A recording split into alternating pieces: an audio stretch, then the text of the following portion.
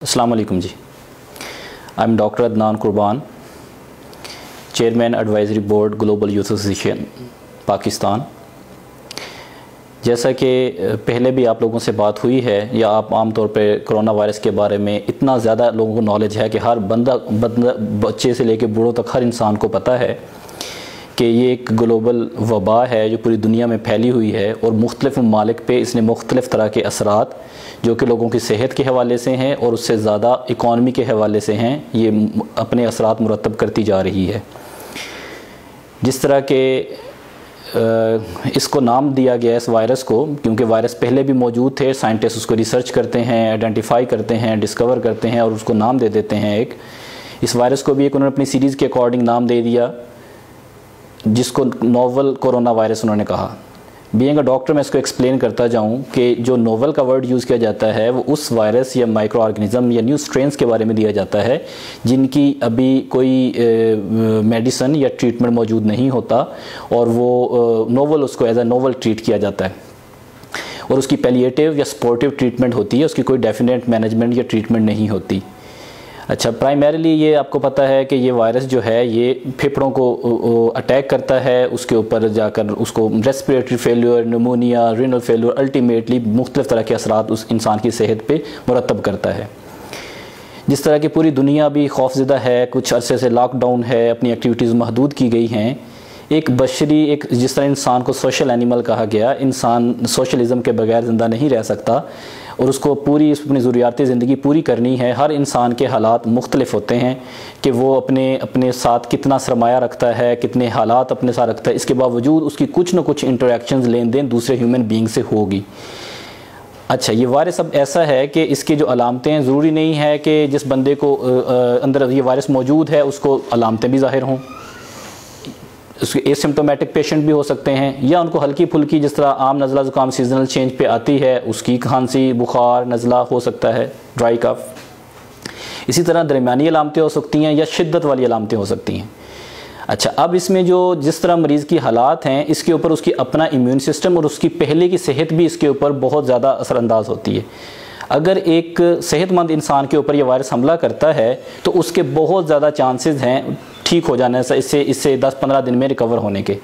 लेकिन अगर कोई इंसान पहले से बीमार है या एजड है या उसको किसी भी उम्र में उसको अपनी किसी भी किस्म की वीकनेस है जो इम्यून सिस्टम से रिलेटेड है, कोई कोमॉर्बिडिटीज बीइंग डॉक्टर उसको कंडीशंस को कहते हैं कि उसको कोई और हेल्थ इश्यूज़ हैं, तो उसके लिए ये बहुत बड़ा लाइफ थ्रेटनिंग कंडीशन है और चैलेंज है। तो लेकिन हर इंसान के लिए ये बहुत चैलेंज है। इससे ज़्यादा मैं आपसे ये कहना चाहूँगा कि इससे पहले जो बीमारियां आती थी दुनिया में कुछ काफ़ी अरसा लग जाता था उसको पता चलने में ये कहाँ से फैल रही हैं, क्या इसका वजह है, कैसे इसको हम कंट्रोल कर सकते हैं। तो ये अल्लाह ताला की तरफ से बहुत बड़ी रहमत अल्लाह की कि हम इस बात के बारे में जानते हैं कि ये कंटेजियस डिजीज़ है, सोशल डिस्टेंसिंग से ये कंट्रोल की जा सकती है, इसमें अपनी सफाई सुथराई से कंट्रोल की जा सकती है और अपने आप को दूसरे लोगों से आइसोलेट करके कंट्रोल की जा सकती है। तो इसके बारे में इतना नॉलेज है, इतनी जल्दी आ गया, अल्हम्दुलिल्लाह ये एक बहुत बड़ी ब्लेसिंग है। वरना मलेरिया से जिसको आज हम कुछ समझते ही नहीं हैं, करोड़ों लोगों की डेथ हुई थी इस दुनिया से, जब पता भी नहीं चल रहा था ये हो क्या रहा है लोगों को। और इसके अलावा ताउन या और इस तरह की पहले की बीमारियां जो हैं वो इससे बहुत ज़्यादा शिद्दत वाली और उसने दुनिया पे बहुत ज़्यादा बुरे असरात मुरतब किए। ये अभी तक उस लिहाज से नहीं है, लेकिन हम खौफ की वजह से, डर की वजह से बहुत ज़्यादा इसको पैनिक में चले गए हैं। एहतियात बहुत अच्छी बात है जो हमारी गवर्नमेंट कहती है या हमारी वर्ल्ड हेल्थ ऑर्गेनाइजेशन कहती है, उसके ऊपर बिल्कुल अमल किया जाए, 100% अमल किया जाए। लेकिन इतना डर के ना बैठा जाए कि आप कुछ भी जो रूटीन की एक्टिविटीज़ हैं उसको भी परफॉर्म ना करें। मिसाल के तौर पे आप जितना भी काम छोड़ दें, घर बैठ जाएं, इसके बावजूद आपको कुछ ना कुछ चीज़ लेने के लिए बाहर निकलना होता है, बशरी ज़रूरत है। कोई खुदा न खास्ता इमरजेंसी कंडीशन में घर में कोई बीमार हो सकता है। अब ऐसा तो नहीं हो सकता कि दुनिया में एक बीमारी आ गई है और बाकी सारी बीमारियाँ दुनिया से ख़त्म हो गई हैं, अब किसी को कोई इमरजेंसी हेल्थ इश्यूज़ या कोई और प्रॉब्लम्स होंगी नहीं। तो इसलिए इससे खौफजदा होने की बजाय जो हमारे नौजवान हैं, जो कि सेहतमंद नौजवान में कहने का मकसद है, अगर कोई बीमार है वो बिल्कुल इसका रिस्क ना ले, अगर किसी को अलामतें आएँ वो बिल्कुल घर पे रहे और अपने आप को, बुजुर्गों का भी ख्याल रखे। जो 60 साल से ऊपर बुजुर्ग हैं उनको बिल्कुल भी आप, जो घर वाले, जैसा गवर्नमेंट समझाती है लेकिन लोग नहीं रुकते, तो घर वाले ये इंप्लीमेंट करें नौजवान के, वो जिम्मेदारी लें बाहर के कामों की, रोजगार की, और बूढ़ों को और बच्चों को जो है ना महदूद करें। जिस तरह गवर्नमेंट ने उनको छुट्टियां की हुई हैं वो घर पे रह के फ़ायदा उठाएं। जिस तरह के इस वायरस के बारे में है कि जी लेकिन अब आप ये नहीं कह सकते कि बाहर से जो बंदा आज आपको घर का वाला आपकी चीज़ लेके आया, कोई मिलने आया, तो वो अब वो सेहतमंद है या वो इसका कैरियर है, या हो सकता है 9-10 दिन बाद उसमें ये अलामतें ज़ाहिर हों। तो इसलिए एक ना एक दिन हमें इसको फेस करना है। जिस तरह अब हम इसको, गवर्नमेंट का ये, जो दुनिया ये चाहती है कि हमारे हेल्थ सिस्टम इतने बड़े सेटअप्स नहीं हैं कि पूरे अगर लोग बीमार हो जाएंगे तो हम फ़ौरन उनको संभाल सकें। तो इसलिए वो चाहते हैं कि हेल्थ सिस्टम हमारा कोलैप्स ना करे, लोग जो है ना बहुत शिद्दत से या बहुत ज़्यादा तादाद में बीमार ना हों। हालांकि ये होगा सबको ग्रेजुअल, हो सकता है 75 से 80% लोग, 70 से 80% लोग इससे बीमार होंगे वक्तन फ़वक्तन, कुछ अभी हो जाएंगे, कुछ थोड़ी देर बाद, कुछ लेट, कुछ हो सकता है ये सीज़न गुजर जाए, पीक गर्मी पे आकर ये थोड़ा सा सबसाइड कर जाए, अगेन जाकर ये इमर्ज करे। तो ये लोगों को एक बार किस कंडीशंस को, जिस तरह पहले वायरल डिजीज ऐसी आती हैं जिसको लोग फेस करते हैं ज़िंदगी में, एक लाइफ टाइम में एक दफ़ा होती है। शुक्र ये है अल्लाह का कि इसका अभी तक रेकरेंस रिपोर्ट नहीं हुआ कि ये दोबारा भी हो सकती है। तो इसलिए जो है एहतियात बहुत ज़रूरी है, लेकिन डरना बिल्कुल ज़रूरी नहीं है, डरना बिल्कुल भी नहीं चाहिए। और इसके बारे में मैं आपसे ये बात करता जाऊँ, अगर किसी को हल्की अलामतें आती हैं दरमियान, बिल्कुल घबराने की ज़रूरत नहीं है, हॉस्पिटल की तरफ बिल्कुल रश ना करें, बेशक जाकर टेस्ट भी ना करवाएं, अपने घर में खुद को आइसोलेट करें, अपनी खुराक का ख्याल रखें, लिक्विड्स डाइट लें, सॉफ्ट डाइट लें, हल्की ग़िज़ा लें ताकि आप ईजीली हज़म कर सकें उसको, अपनी नींद का ख्याल रखें, आराम का ख्याल रखें, और दूसरी फैमिली मेम्बर से आप आइसोलेट रहें। इससे आप बहुत अच्छा इसको कंट्रोल हम कर सकते हैं समझदारी के साथ, जिस तरह की अभी सारी हदायत या इंस्ट्रक्शंस दी जा रही हैं और दी जा चुकी हैं। लेकिन अब जो मेरा प्राइमरी मकसद था आपसे बात करने का ये था कि अगर दुनिया को इतने अरसे के लिए बंद कर दिया जाएगा तो इसका दुनिया के ऊपर, इंसानों की सेहत के ऊपर बहुत बुरा इफेक्ट पड़ेगा। जो कि अगर सारे लोग, कुछ लोग, हर घर के हालात मुख्तलिफ हैं, अगर कारोबार बंद हो जाएंगे, लोग घरों में रहेंगे। शुक्र है आज गवर्नमेंट ने कुछ कारोबार बंद किए हैं, SOPs के साथ शुरू किए हैं, SOPs बना के शुरू कर देने चाहिए स्ट्रॉन्ग रेस्ट्रिक्शंस के साथ। लेकिन बूढ़ों को छुट्टियां देनी चाहिए, अगर रिटायर्ड हो गए अपने घर पे रहें, बच्चे भी इसी तरह छुट्टियां हैं, टेली स्कूल के ऊपर अपनी एजुकेशन हासिल करें, अपना टाइम ज़ाया ना करें। ज़िंदगी जीने का नाम है, डरने का, छुपने का नाम नहीं है। जिस तरह ये कबूतर बिल्ली को देखकर आंखें बंद कर लेता है कि मैं महफूज रहूँगा, ये ऐसा नहीं होगा कि हम घरों में बंद हो गए और हम महफूज हो गए, ऐसा नहीं होगा। और अगर अब हम इस इंतज़ार में हैं, दो सूरत हाल में बच सकते हैं, या हम इसको एक्सपोज करके, इससे फाइट करके, इससे रिकवर हो जाएं, हमारी जिस्म में नेचुरल एंटीबॉडीज पैदा हो जाएं, या वैक्सीन तैयार हो जाए और वैक्सीनेशन की जाए। मैं आपको क्लियर करता जो बीइंग अ डॉक्टर, अगर जब हम वैक्सीनेशन भी की जाएगी, जो लोग 70-75 साल से ऊपर लोग हैं उनके लिए वैक्सीनेशन इतनी इफेक्टिव नहीं होगी जितनी यूथ के लिए है, क्योंकि उनके अंदर अपनी बॉडी का रिस्पॉन्स बहुत वीक होता है टुवर्ड्स दैट वैक्सीनेशन। जिसका कि एक मैं एनालिसिस आपसे शेयर करता जाऊँ कि अगर एक 75 साल का आदमी को इन्फ्लुएंजा वैक्सीन, जिस तरह आम नज़ला ज़ुकाम की वैक्सीन की जाए, उसके 50 साल के बेटे को भी की जाए, तो दोनों सेम एनवायरनमेंट में रहते हैं, तो इसके बहुत ज़्यादा चांसेस हैं कि जो 75 साल वाले बुजुर्ग हैं वैक्सीनेशन के बावजूद उनको इन्फेक्शन हो जाएगी और 50 साल वाला जो है उससे महफूज रहे। तो इसलिए इसके ऊपर बहुत ज़्यादा रिलाई नहीं करना चाहिए कि बाद में वैक्सीन आएगी तो माहौल नॉर्मल हो जाएगा और ये वो। हमें इसी के साथ रहना सीखना है। अगर हालात ख़राब हों, कहीं पे वॉर कंडीशंस होती हैं, परेशान लोग, ज़्यादा देर नहीं अपनी ज़िंदगी, सारी ज़िंदगी घरों में छुप के नहीं गुजारी जा सकती, लेकिन उसके साथ रहना, लड़ना सीखना चाहिए। तो इसलिए इसके लिए पूरी सेफ्टी मेजर्स का ख्याल रखें। मैंने प्राइमरी जो आपसे बात करनी थी वो पोस्ट कोरोना इफेक्ट पे करनी थी। जिस तरह गवर्नमेंट ने अभी यूथ को भी 50 लाख के लोन से लेके 2.5 करोड़ तक लोन को बढ़ा दिया कि लोग यूथ कारोबार करें, नौजवान अपना सॉलिड प्लान बनाएं, कॉम्प्रिहेंसिव प्लान बनाएं, अपने प्लान के साथ आगे। हम ज़्यादा देर लोगों को मुफ्त की रोटियां, राशन और ये वो नहीं कर सकेंगे, ये बहुत बड़ा बर्डन आएगा एक मकरूज मुल्क के ऊपर, बहुत वीक, यानी ऐसी डिफॉल्टर इकॉनमी आप कह लें कि होती जा रही है उसके ऊपर। और जो 40,000 हमारे लोग जो बाहर काम करते थे वो अभी बेरोजगार होकर पाकिस्तान वापस आ रहे हैं।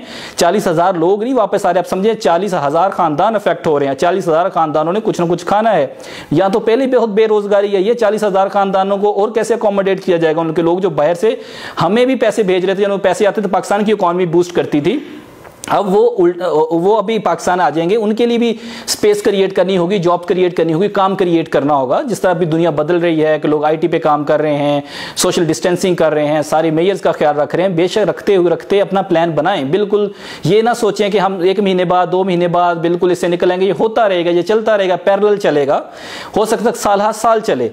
तो लोग ठीक होते रहेंगे, बीमार होते रहेंगे, ठीक होते रहेंगे, बीमार होते रहेंगे। पहले भी इस तरह इन्फेक्शन आती हैं और with the passage of time Allah Taala लोगों को सेहत याब करता है। ऐसी इन्फेक्शन भी हैं जो दुनिया से बिल्कुल एरेडिकेट हो गई, फौरन हो गई, कुछ टाइम बाद होगी, कुछ साल बाद होगी, कुछ अभी तक एग्जिस्ट करती हैं, उनके केसेस अभी तक सामने आते हैं।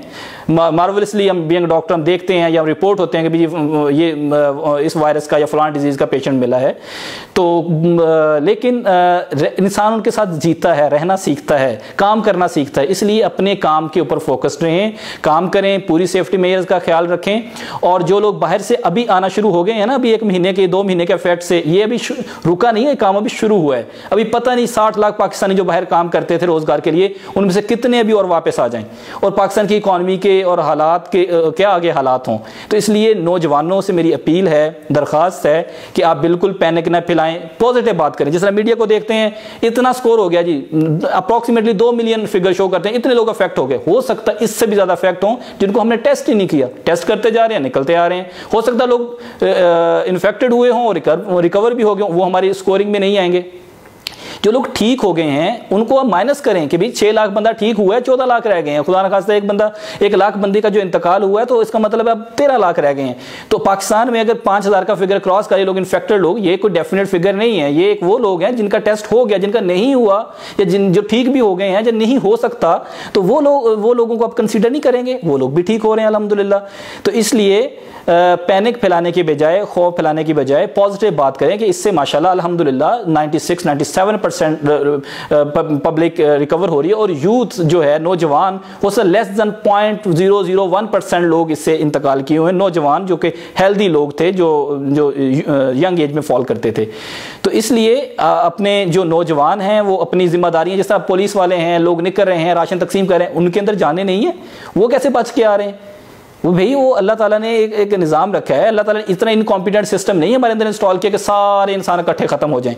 तो अल्लाह ताला ने अपना सारे निज़ाम, जिस तरह बीइंग मुस्लिम हमारा बिलीव है, क़यामत का प्रोसेस और सारी चीज़ें वो सारी एग्जिस्ट करती हैं। तो इसलिए अपने बिलीव को कमज़ोर ना करें। अगर रमज़ान मुबारक आ रहा है, उसमें अपनी इबादत भी करें, दिल जमी से दुआएं भी करें, अल्लाह ताला आफ़ियत और आसानी करे। लेकिन डरना बिल्कुल नहीं है और बिल्कुल फियर ना फैलाएं, पॉजिटिव बात करें। इंशाअल्लाह जो लोग इससे ज़्यादा लोग ठीक होते जा रहे हैं। मैं एक बात और सब क्लियर करता जाऊं कि मेरी मिसेज अमेरिका में डॉक्टर है, मैंने उससे कंसल्ट किया कि हर साल अमेरिका में कितने लोगों का इन्फ्लुएंजा जो आम नज़ला ज़ुकाम होता था सीजनल, उससे डेथ हो जाती। उसने कहा 3 to 4%। तो मैंने कहा ये एक तरक्की याफ्ता मुल्क का फिगर है। एक जो गरीब ममालिक हैं उनके 10 to 12% लोग अफेक्ट होते थे। आज अगर हम अमेरिका के स्टेटिस्टिक्स निकालें, वो तकरीबन 22,000 लोगों की डेथ हुई है और उनके 5,60,000 लोग अफेक्ट हुए। एग्जैक्टली 3.9% वो निकलता है उनकी रेशो। तो और अभी इसमें वो फ्लू वाले पेशेंट कहाँ चले गए जो हर साल सीजन चेंज होने पे जिनका इंतकाल होता था सीजनल फ्लू से, इन्फ्लुएंजा वायरस से, तो वो भी तो इसमें शामिल होंगे ना। तो इसलिए एक ये सुपर एडेड इन्फेक्शन ज़रूर है। वो अलग बात है कि ये बायोलॉजिकल वॉर है या नेचुरल है, वो अलग बात है। लेकिन इंसान अल्हम्दुलिल्लाह पॉजिटिव साइड पे देखना चाहिए, हमेशा राइट थिंग को देखना चाहिए कि कितने % लोग इससे रिकवर होते जा रहे हैं और जो लोग अफेक्ट हो रहे हैं। मैं एक और आपको नसीहत करता जाऊं, नौजवानों को स्पेशली, मेल्स में prevalence as compared to female ज़्यादा है। मेल ज़्यादा अफेक्ट हो रहे हैं, फीमेल ज़्यादा कम अफेक्ट हो रही हैं इससे। हो सकता है फीमेल का काम निकलना हो बाहर, लेकिन ऐसे ममालिक जहाँ पे फीमेल मर्दों के साथ काम करती हैं, वो ज़ाहिर अपने रोज़गार के लिए काम के लिए निकलती हैं, मर्दों की तरह काम करती हैं। उन ममालिक में भी यही रेशो है कि मेल ज़्यादा अफेक्ट हुए हैं, फीमेल ज़्यादा। मुझे अभी रिसर्च से चीज़ें साबित होंगी, बीइंग अ डॉक्टर जो मैंने सोचा, मुझे जो लगा कि जो मेल्स हैं ये अपनी ज़ाहिर एक्सपोज होते हैं धुएँ में और स्मोकिंग करते हैं, खुद करते हैं, ग्रुप में बैठ के करते हैं। एक बंदा पी रहा है, 10 लोगों को अफेक्ट कर रहा है, तो हम अपने लंग्स को ख़राब कर रहे हैं। जब हम नेचर से दूर हो रहे हैं जिन लोगों को दमा है, जिन लोगों को एक्जिमा, ये एटॉपिक डिजीज हम उनको कहते हैं, या जिनको इम्यूनोसप्रेसिव मेडिसिन दी जा रही हैं या इम्यूनिटी कम है, वो लोग इससे ज़्यादा बीमार हो रहे हैं। और अब एक बात बताता हूँ, जैसा लोग वेंटिलेटर अरेंज कर रहे हैं ना, जो लोग बीमार हो रहे हैं उनके बहुत कम रेशियो जो वेंटिलेटर से रिकवर करते हैं। जो वेंटिलेटर पे गया, इसमें क्योंकि रेस्पिरेटरी फेलियर, इतना म्यूकस पैदा होता है कि वो उसके लंग्स वायबल नहीं रहते। सिगरेट भी यही काम करती है, क्रोनिक ब्रोंकाइटिस डेवलप करती है, मेजर रिस्क फैक्टर है। और हमारे फेफड़ों के अंदर ऐसी तब्दीलियां, ऐसे लेसदार मादा सिगरेट ऑलरेडी पैदा कर रही होती है, ऊपर से ये वायरस आता है। और उन नौजवानों के लिए बहुत ज़्यादा स्मोकिंग करते हैं, उनके लिए ये बहुत डेंजरस है। प्लीज़ प्लीज़, जो बड़े भी हैं, नौजवान भी हैं छोटे, सिगरेट स्टॉप कर दें। ये आपकी अपनी लंग्स की हेल्थ के लिए बहुत ज़रूरी और अच्छा होगा, क्योंकि ये वायरस अभी आप इसको ख़त्म नहीं कर सकेंगे। ये इंसानों को एक दफ़ा होगा, हर फेज से गुजरेंगे लोग, ये 5-10 साल भी चल सकता है, इससे ज़्यादा भी, अल्लाह करे जल्दी ठीक हो जाए, लेकिन एक दफ़ा इंसान इसको फेस करेगा। या अपनी वैक्सीनेशन से आप करवा लें, आपके अंदर एंटीबॉडीज़ पैदा हो जाएं, या आप इससे खुदा न खास्ता अफेक्ट हों और अल्लाह ताला आपको सेहतयाब करे, अल्लाह करे आप सेहतयाब हों। लेकिन अपने सेहत का, अपने लंग्स का बहुत ख्याल रखें, इनको क्लीन रखें, फ्रेश एयर में सांस लें, और सिगरेट स्मोकिंग जो है ना वो काइंडली स्टॉप करें। और इसी तरह जिनकी दमा है, एलर्जी है, वो तो एक जो COPD, chronic obstructive pulmonary disorder या डिजीजेज, वो तो लोग हैं जो बूढ़े हैं, जो बीमार हो चुके हैं, जिनके फेफड़े कमजोर चुके हैं। लेकिन नौजवान अपने लंग्स का बहुत ख्याल रखें, और बूढ़े भी काइंडली इस स्टेज पे स्मोकिंग बिल्कुल स्टॉप करें, ताकि जो सिगरेट की वजह से म्यूकस या लंग डैमेजेस हो रही हैं वो स्टॉप हों, ताकि अगर इन्फेक्शन खुदा न खास्ता हो तो आप इसके साथ आपकी जिस्म को इतना टाइम मिल जाए कि आपके जिस्म एंटीबॉडीज पैदा करे और इसको अपनी बॉडी से एलिमिनेट करे, एरेडिकेट करे। Thank you very much.